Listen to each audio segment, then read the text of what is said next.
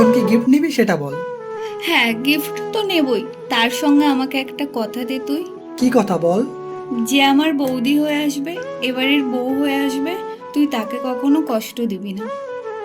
আমাকে কষ্ট দিলে তোর যেমন কষ্ট হয়, সেও তো কোনো দাদার বোন, তার দাদারও তো কষ্ট হবে।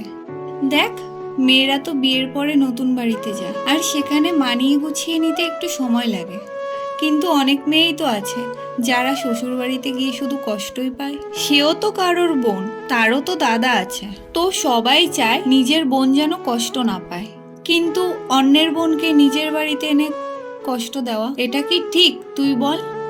আমি তোকে কথা দিচ্ছি, যাকে আমি বিয়ে করে আমার সাথে সাত পাকে বেঁধে এই বাড়িতে নিয়ে আসবো, তাকে আমি কখনো কষ্ট দেব না।